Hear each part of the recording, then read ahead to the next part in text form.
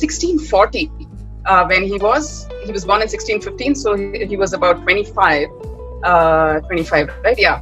And he was on a holiday in Kashmir with his wife, and he heard for the first time about what he calls the Upanishads.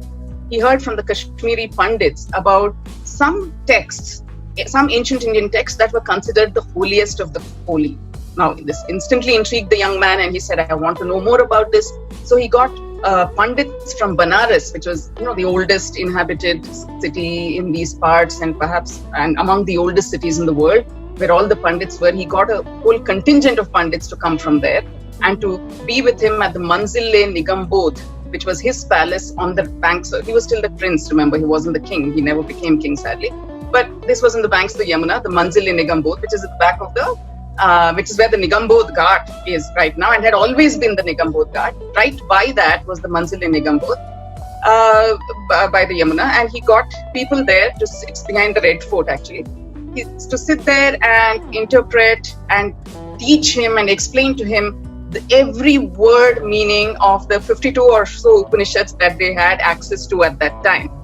And this prince actually sat down and translated all of these 52 Upanishads, apart from texts like the Bhagavad Gita and the Yoga Vasishtha, into Persian. So taken was he by the Upanishads that he even called them, he believed very, very strongly that they were the Kitab al-Makhnoon. What is the Kitab al-Makhnoon? The hidden book, which is referred to in the Quran as the source of all wisdom. He said, you know what? I think the Upanishads are what the Quran was referring to when they mentioned the Kitab al-Makhnoon.